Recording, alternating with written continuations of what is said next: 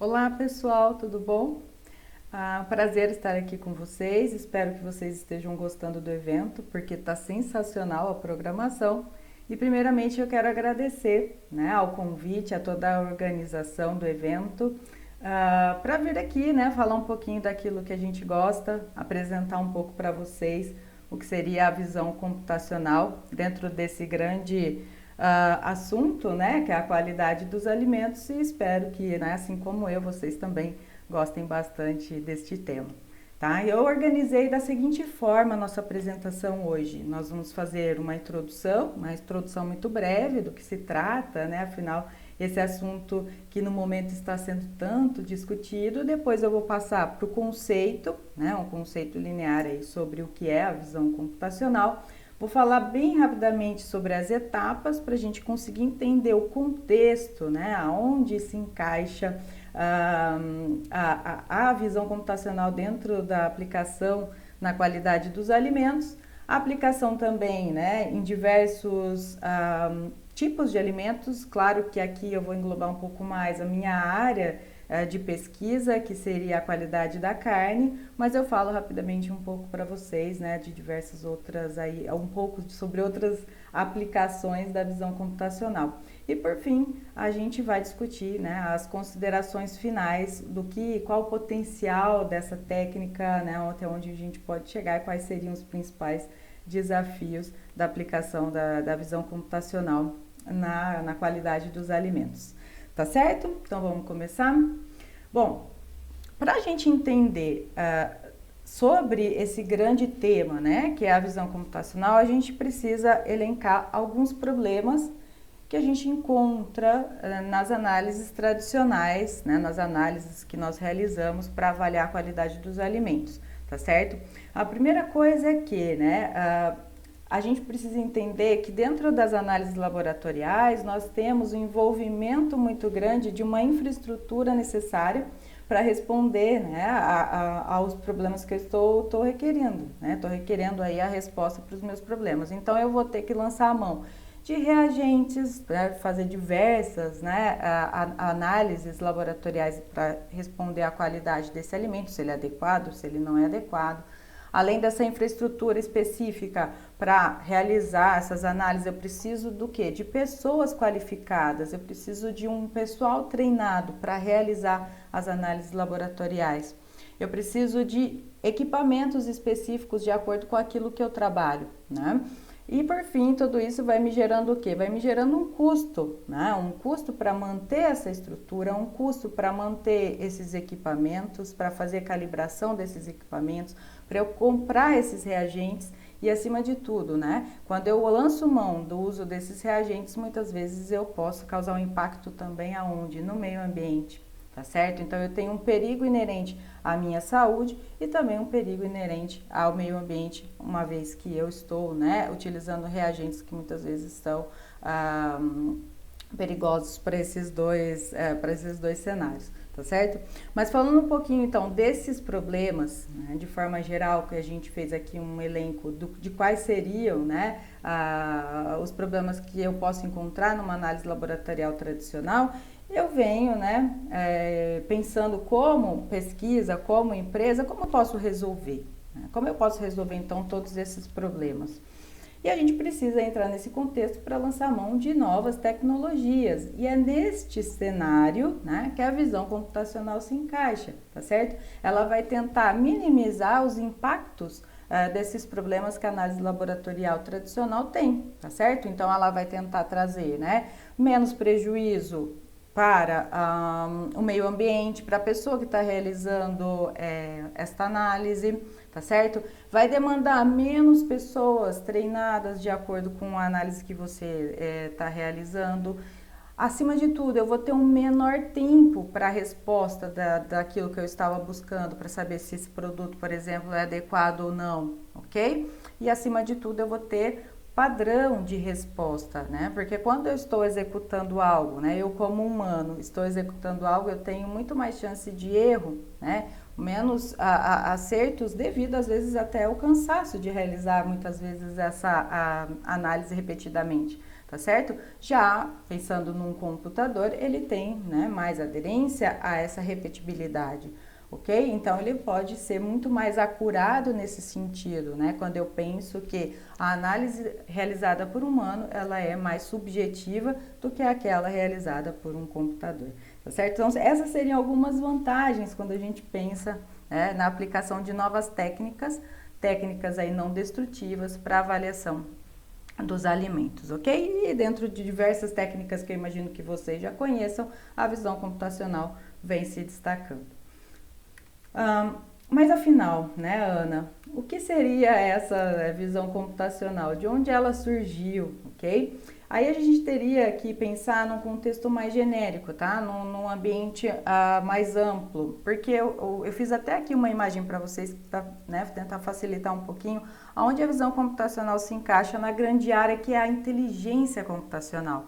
A inteligência computacional ela vai ser a ciência multidisciplinar, a grande área que tenta resolver, né, esses problemas que nós temos de análises tradicionais, ou seja, ela vai tentar simular um humano realizando aquela análise de forma mais automática, de forma mais rápida e menos subjetiva, ok? Então, a visão computacional, ela se encaixa dentro da grande área de inteligência computacional, fazendo, né, uma interação, uma intersecção aí com o processamento de imagem, porque afinal de contas nós estamos falando de visão computacional. Eu preciso de uma imagem, ok? Uma imagem digital para tentar simular esse conhecimento humano.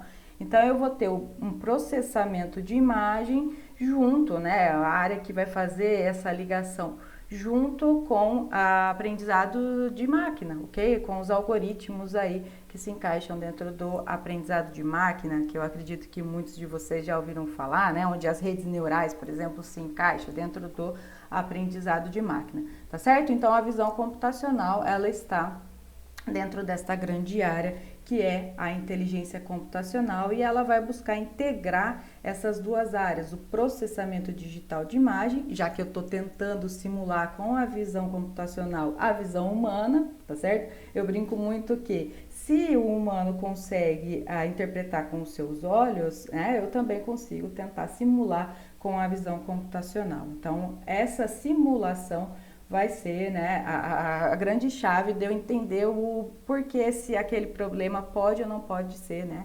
transferido aí com essa tecnologia. Eu posso utilizá-la como uma ferramenta potencial para melhorar a minha resposta mais rápida, para ter uma resposta mais rápida sobre a qualidade desse alimento. Então, ela vai fazer, né, essa integração entre o processamento digital de imagens e a inteligência computacional, ou seja, né, os algoritmos de aprendizado de máquina que, na grande parte das vezes, serão necessários para que eu consiga ter uma resposta, uma abordagem muito mais, né, acurada para o meu problema, ok? Falando um pouquinho sobre essas etapas, as etapas da visão computacional, no meu ponto de vista, elas são importantes para a gente discutir um pouquinho antes de falar, né, aonde eu consigo aplicar essa ferramenta, essa técnica, para vocês entenderem um pouquinho que nem tudo, né, é tão fácil assim, porque da forma que às vezes isso é aparentado, né, apresentado para vocês, vou usar a visão computacional, vou conseguir facilmente, né, fazer essa transição ou essa troca de visão computacional com uma análise laboratorial. Eu tenho que realizar diversos... eu tenho que, na verdade, conhecer muito bem o meu processamento, né? Como funciona esse processo do alimento que sai ali, né? Não sei, vamos pensar no meu caso, por exemplo, que eu queria resolver o grau de marmoreio. Né? Como que eu conseguiria transportar essa informação do que é marmoreio quando eu faço a análise por uma pessoa, né? um painel treinado, uma pessoa que está treinada para avaliar um padrão e atribuir uma nota, e a visão computacional fazer dessa forma automática, tá certo? Então, não é assim tão fácil, precisa passar por vários processos, várias etapas. Aqui eu trouxe para vocês só para elucidar, entender um pouquinho, né, como é que funciona. Claro que isso vai muito mais a fundo, ok? E o mais interessante das etapas, né, é a gente entender que uma etapa vai depender da outra, né? Para eu conseguir ter uma boa acurácia, né, do meu problema, para a resposta do meu problema, eu tenho que ter muita paciência em fazer a abordagem, né, em conseguir passar por essas etapas da forma mais acurada possível. O que você está querendo dizer, Ana? A primeira das etapas é a aquisição, ok? Aquisição, o nome já fala, né? Vai ser como eu vou adquirir essa imagem, tá certo? Para conseguir depois realizar as próximas etapas até chegar na última etapa que vai ser a decisão, né? Ou seja, quando o algoritmo vai responder, fazer a predição se é ou não é, né, aquilo que eu desejo, porque eu que vou falar qual vai ser, né, por exemplo, quando é supervisionado a resposta daquilo que eu quero. Então, a aquisição vai ser a aquisição das imagens digitais. Então, eu preciso ter a aquisição dessas imagens, seja ela por diversos, dispositivos. Eu posso ter por uma câmera digital, por um raio-x, por câmeras multiespectrais, hiperespectrais, né? Não importa, eu tenho que ter a aquisição dessa imagem para continuar, dar o passo, né, posterior nas minhas etapas. E eu sempre comento que a aquisição, ela é um dos pontos cruciais para que teu processo tenha uma boa acurácia, ou que ele tenha, né, uma resolução adequada de acordo com aquilo que você espera. Por que eu falo isso? Porque durante o processo de aquisição é onde eu posso fazer vários erros, né? Vários erros na qualidade dessa imagem que vão me demandar muito trabalho na próxima etapa, tá certo? Que seria, né, o pré-processamento. Que eu vou ter que fazer o quê? O que é o pré-processamento? Eu vou ter que trabalhar essas imagens que foram adquiridas, né, por diversos dispositivos que eu possa ter, para tentar melhorar, né? Tentar melhorar esse ruído que você teve durante o processo de aquisição. Então, o processo de aquisição ele tem que ser melhor, né, delineado antes de iniciar o seu processo de aplicação de uma pesquisa ou, enfim, né, da aplicação da técnica propriamente dita, para você tentar minimizar os erros, né, possíveis de vários ruídos, de iluminação, de contraste, né, entre fundo e imagem da região onde você tem interesse, para que você diminua, né, a utilização de filtros que são que eu lanço mão aí no processo de pré-processamento para tentar melhorar a qualidade dessa imagem para eu conseguir, né, extrair as informações necessárias para responder ao meu problema, tá certo? Então a aquisição ela tem que ser muito bem delineada, eu tenho que entender se eu preciso ter um controle ambiental muito grande para responder ao meu problema ou se é possível fazer dentro de um ambiente menos controlado. A iluminação, ela está ou não está interferindo, né, na qualidade desses pixels. Enfim, eu preciso entender muito bem o meu problema, né, para tentar responder melhor as próximas etapas. Uma vez que eu já fiz, né, o pré-processamento dessas imagens, já melhorei a qualidade, já entendi que o tamanho, né, também aqui é importante, porque eu tenho vários dados e eu tenho que ver a capacidade de armazenamento também dos meus dispositivos para conseguir trabalhar com a ferramenta. Tá? Então, depois que eu fiz tudo isso, já tenho a imagem bem adequada, já fiz ajuste de iluminação, já passei os filtros, eu preciso, né, fazer o que? A segmentação. O que seria a segmentação? A segmentação é isolar, né, a região do seu interesse, a região de interesse para responder ao seu problema. Se eu pegar, por exemplo, a questão da quantidade de marmoreio na carne, eu preciso isolar exatamente o que? A região, né, do bife que eu tenho ali, onde tenho a gordura entremeada visível, que responde, né, à quantidade de marmoreio que eu estou vendo. Então, eu vou tentar segmentar a região de pixel branco que está me respondendo, tá certo? A quantidade aí de marmoreio para responder a quantidade de níveis, né, de marmoreio que eu tenho dentro das amostras que eu acabei de inserir, ou que eu estou fazendo a avaliação, né, para uma empresa. Outro exemplo, eu quero identificar numa esteira, né, automática aquilo que seria uma maçã ou não. Vamos pegar um exemplo bem fácil para vocês talvez entenderem melhor. Então, eu vou fazer uma imagem daquele ambiente. O ambiente não vai ser composto apenas pela maçã, senão eu já saberia, né, que aquilo é a maçã. Eu preciso fazer o quê? O treinamento, né, dessa técnica. Eu tenho que fazer a avaliação daquilo que é mais importante e extrair a região que vai ser do meu interesse. Porque quando eu faço a aquisição da imagem, eu tenho várias coisas ao meu redor.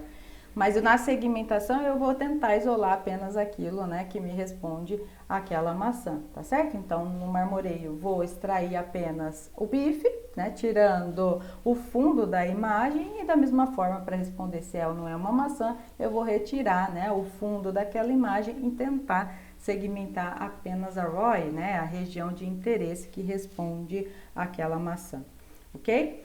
Depois que eu tenho, né, segmentado a minha região de interesse, olha só, tô afunilando, né, para responder, afunilando essa imagem para tentar responder depois a minha decisão, para tomar a decisão, assim como a visão computacional também, né, tomar a decisão dela para responder ao meu problema. A partir do momento que eu tenho a região segmentada, eu tenho a capacidade de conseguir extrair, né, os atributos, as informações importantes para responder se é uma maçã ou se trata, né, de um nível de marmoreio 2, 3, 4, enfim. Eu tenho a extração desses atributos, eu vou extrair, né, seja uma informação local, uma questão de textura daquela imagem, uma questão de iluminação, diversos atributos que vão depender do seu problema, que você saiba que é importante para você passar para a próxima etapa, que é o reconhecimento do padrão. Se eu já extrair esses atributos que são importantes para responder ao meu problema, eu vou aqui lançar a mão, por exemplo, da, né, inteligência artificial, por exemplo, do aprendizado de máquina, dos algoritmos que vão delinear esse modelo, tá certo? Esse modelo automático que vai me tomar a decisão se trata do nível 1 de marmoreio ou do nível 10 de marmoreio, a partir, né, do reconhecimento daquilo que representa naquela imagem o pixel branco, ou seja, aquilo que representa o possível marmoreio da imagem que eu acabei de adquirir, tá certo? Então, basicamente, gente, essas são as etapas da visão computacional. Eu queria trazer para vocês, é claro que isso vai muito mais a fundo, né? Nosso tempo é curto, eu não conseguiria explorar tanto, mas é para vocês entenderem que eu tenho uma sequência lógica para conseguir, né, criar esse modelo computacional para responder aos possíveis problemas que eu estou tentando resolver, ok? E aí, como o convite foi para falar um pouquinho, né, sobre a aplicação que eu tive durante o processo no meu doutorado, tá certo? Então, eu vou falar um pouquinho aqui mais a fundo sobre o doutorado e depois eu passo para outros trabalhos relacionados que eu tive a oportunidade de participar ou que, né, fazem parte aí do grupo de pesquisa que eu também tive o privilégio de participar, ok? Então, durante o meu processo de doutorado, né, o objetivo durante a minha pesquisa era tentar encontrar de forma automática, né, automatizar o processo, né, de atribuição do marmoreio na carne, né, tanto carne bovina, no caso eu fiz para carne bovina e para carne suína. Eu queria algo um pouco mais flexível, não algo tão específico, né, só para bovino ou só para suíno. E a gente, né, conseguiu por meio daqui do artigo publicado. Depois eu deixo à disposição para quem quiser, né, ter acesso ao artigo, fico à disposição para enviar para vocês, ok? Mas a gente conseguiu, né, por meio da aplicação da visão computacional, conseguir aí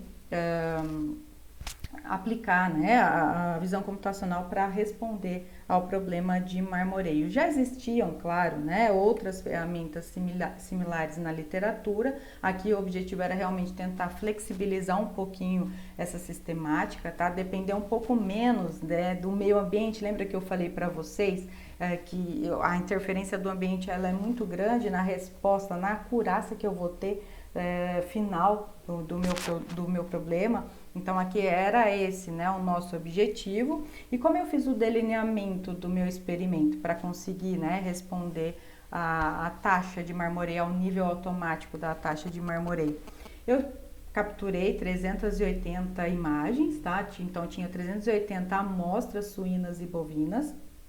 de ambas os tipos, tá? De carnes.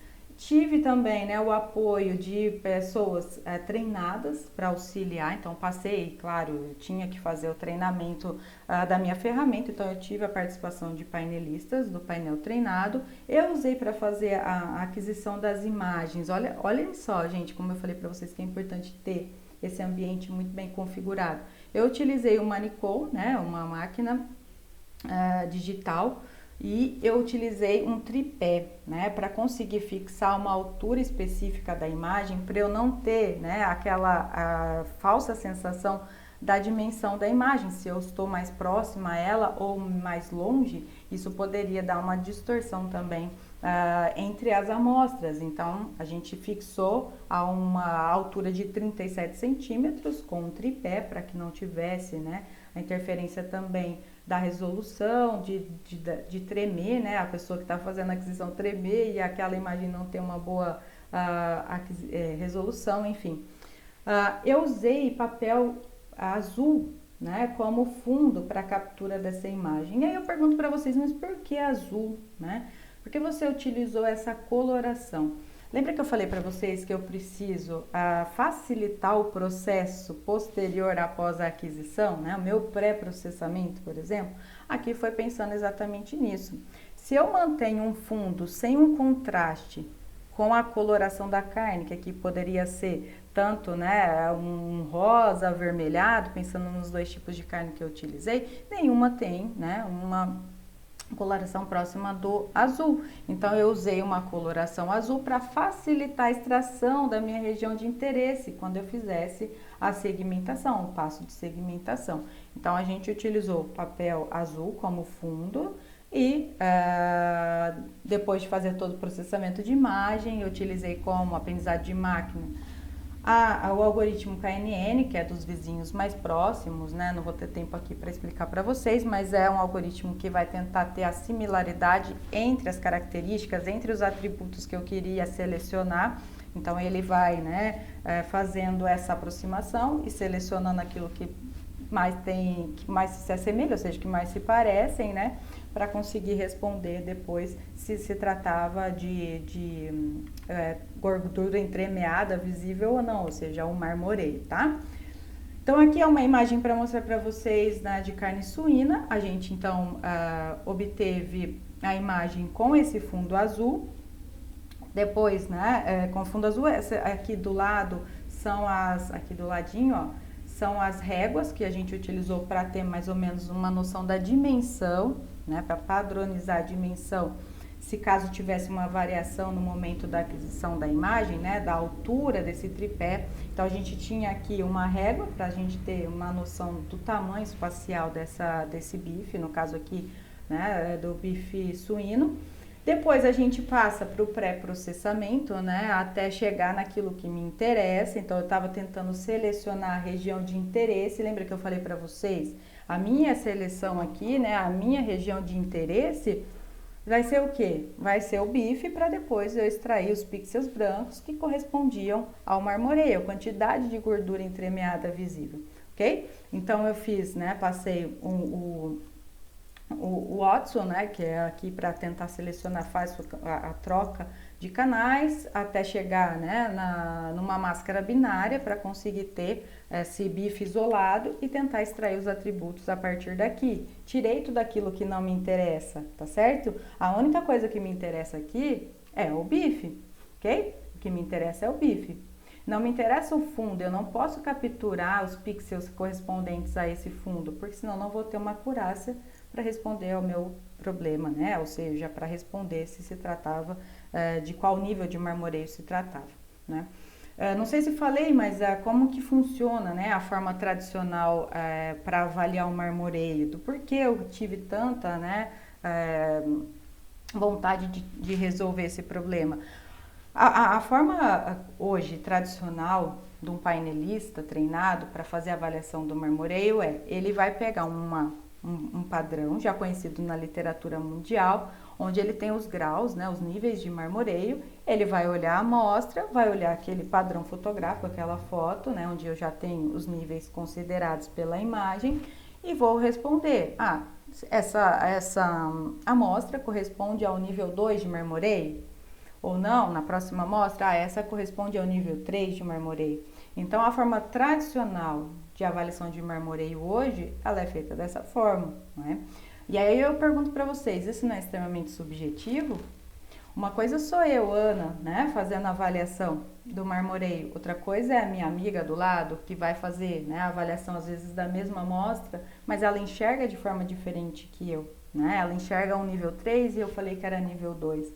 Então, essa subjetividade na avaliação foi aquilo que me motivou a tentar resolver, né, esse grande problema com a visão computacional, tá certo? Voltando aqui aos passos, então consegui extrair a região de interesse que era o bife e agora eu vou tentar, né, remover todos os ruídos que eu tinha nessa imagem para deixar especificamente aquilo, né, os atributos necessários para responder se tratava ou não de marmoreio, tá certo? Então aqui tanto para o bife suíno quanto para o bife bovino, eu cheguei até, né, a quantidade de pixels isolados, os pixels brancos que correspondiam ao marmoreio, e a partir daí, né, a gente passou, igual eu falei para vocês, pelos algoritmos, no caso aqui foi o algoritmo KNN, e ele conseguiu responder, né, de acordo, tomar a decisão, na verdade, né, se aquilo era ou não era, a partir do momento que eu entro com uma nova amostra, se aquilo era ou não era um marmoreio, qual o nível de marmoreio que tinha a nova amostra que eu colocava, né, aqui para tentar validar o meu processo, a minha ferramenta, tá certo? Então, basicamente é isso, gente. Eu saio de uma imagem digital, aquilo que eu enxergo, então a visão computacional tem esse potencial. Se eu consigo enxergar, então eu consigo também aplicar a visão computacional.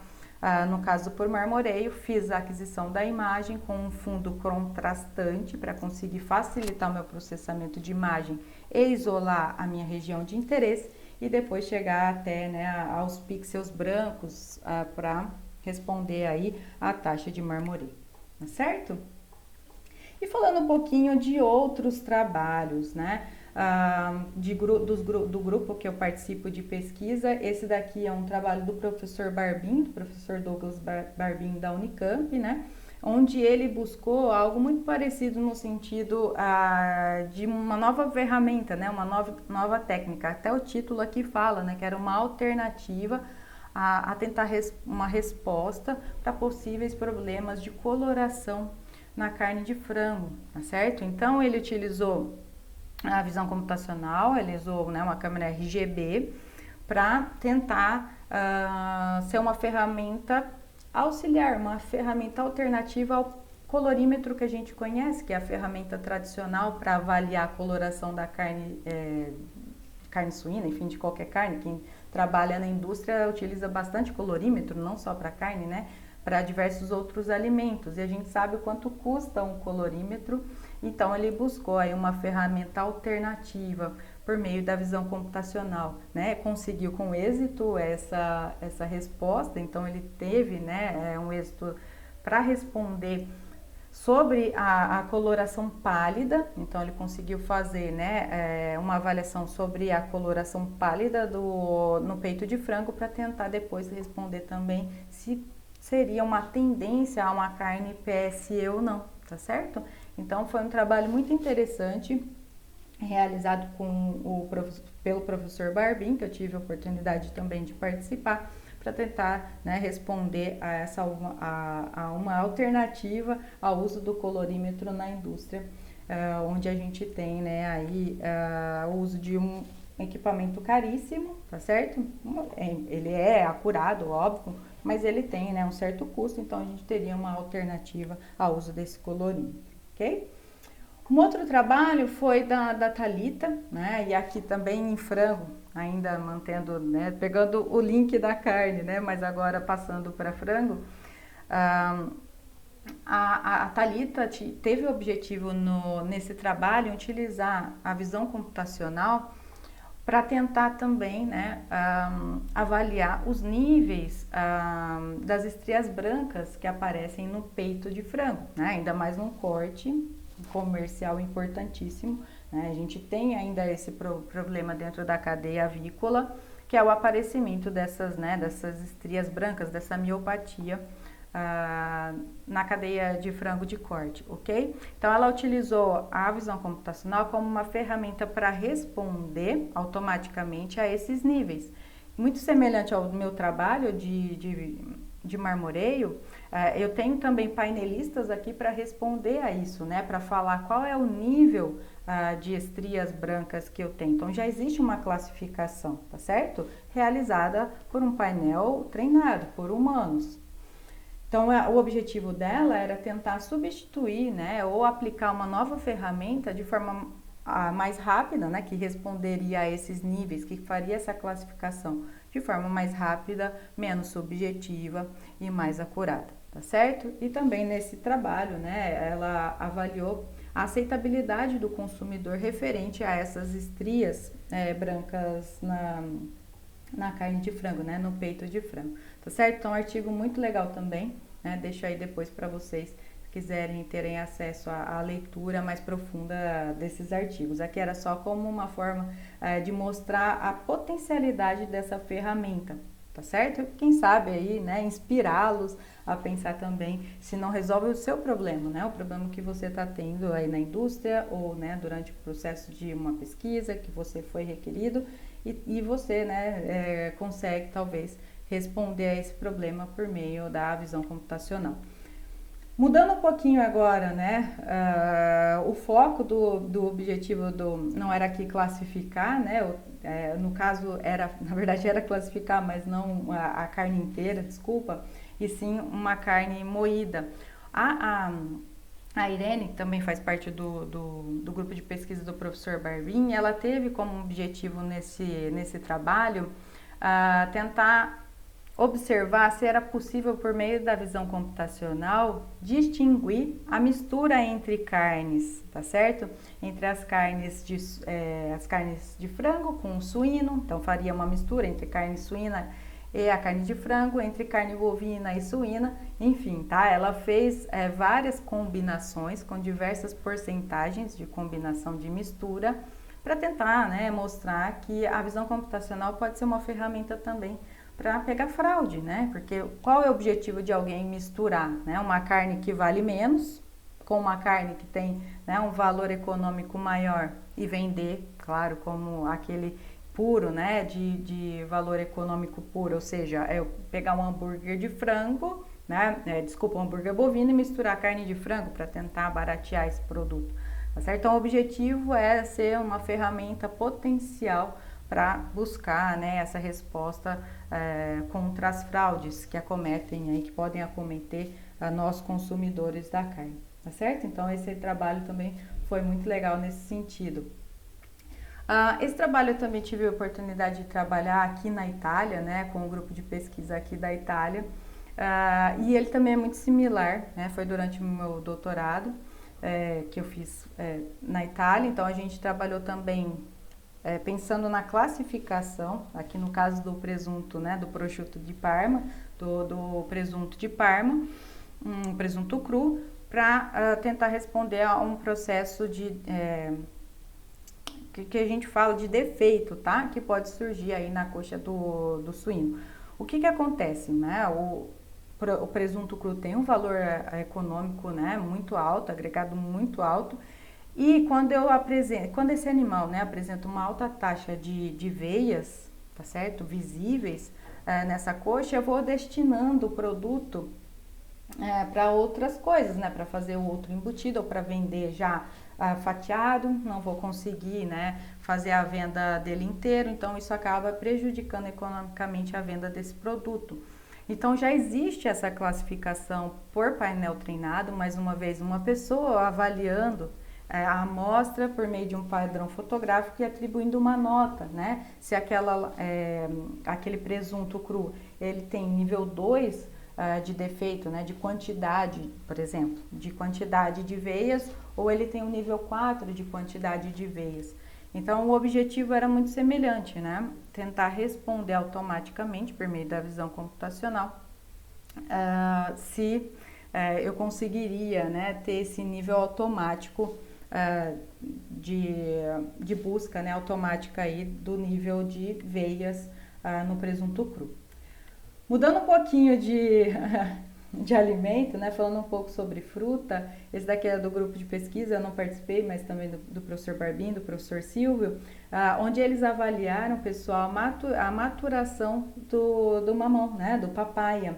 E foi muito legal esse trabalho, porque eu acho que como consumidor, eu me interessaria muito em saber, né, se a partir de uma imagem, né, imagina só, se eu tivesse um celular, de forma automática, vou ali, tiro a foto e já consigo saber se aquele mamão está ou não está maduro para eu fazer a aquisição, a compra desse mamão. E foi exatamente isso, tá? Eles utilizaram aprendizado de máquina junto com, né, visão computacional, ou seja, com uma imagem digital, junto com a aprendizagem de máquina, para responder o grau de maturação desse mamão. Se o mamão estava muito maduro, estava maduro ou pouco maduro.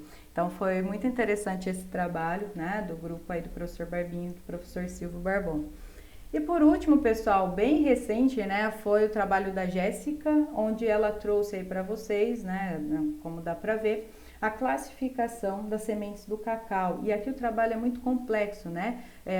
Ela fala sobre diversos problemas, desde problemas no formato do grão, ou até mesmo aqueles que indicavam algum tipo de doença, né? Mas da mesma forma, fazendo uma classificação dessas sementes, tá?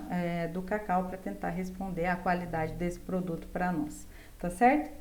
Bom, pessoal, o tempo aqui é curto, né? O assunto é muito legal, mas eu já vou fazer as considerações finais. O que eu gostaria de levantar aqui para a gente, né, tentar discutir é que, né, a visão computacional como uma ferramenta alternativa ao processo tradicional de análise da qualidade desses alimentos, ela é, né, uma ferramenta em potencial, não podemos negar isso, tá certo? Ela automatiza as tarefas realizadas por nós, né, por nós humanos, dentro do âmbito aí da indústria, e isso facilita muito o dia a dia. Quando você diminui tempo com mais acurácia, né, e menos subjetividade, eu acho que já responde, né, ao porquê da gente pesquisar tanto essa ferramenta, tá certo?